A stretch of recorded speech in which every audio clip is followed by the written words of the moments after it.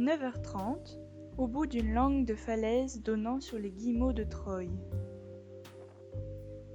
On assiste à la vie quotidienne mouvementée de ces derniers. Ils décollent et atterrissent sans interruption, comme un spectacle entre terre et mer. Certains font quelques étirements en bord de falaise, tandis que d'autres reviennent de la pêche, le ventre plein et les pattes pendantes. Quelques mètres plus loin, se trouve un autre habitant de la falaise, le cormoran huppé. Malgré une démarche malhabile, cet individu sait ce qu'il fait. Il part chercher une ou plusieurs branches pour son nid, ce qui se révèle être toute une aventure.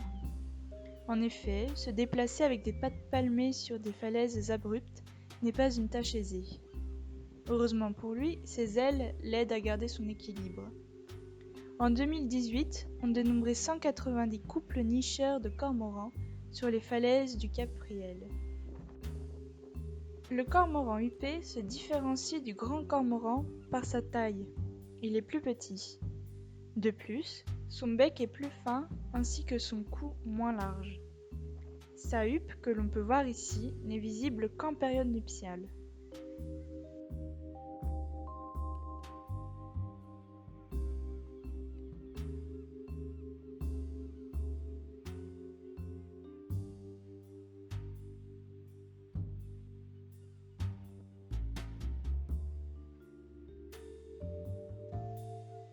Revenons-en à nos guillemots.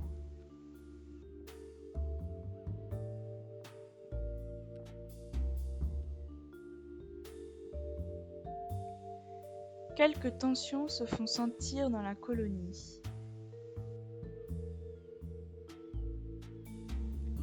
Et l'on peut apercevoir au milieu un adulte en plumage nuptial avec sa fine ligne blanche partant de son œil.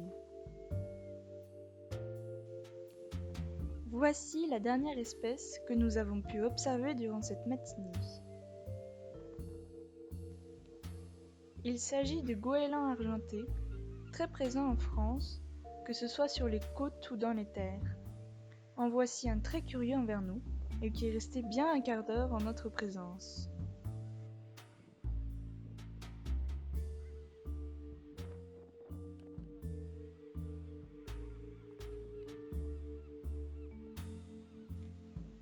Les cormorans, eux, continuent à vivre leur petite vie.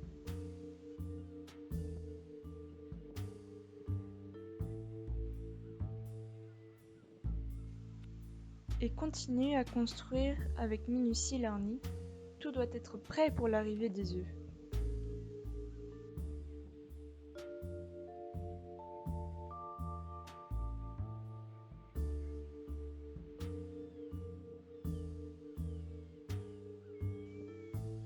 Chez les goélands, les prises de bec deviennent impressionnantes. Est-ce pour les beaux yeux d'une femelle, pour une place sur la falaise ou pour de la nourriture? Seuls eux connaissent cette réponse.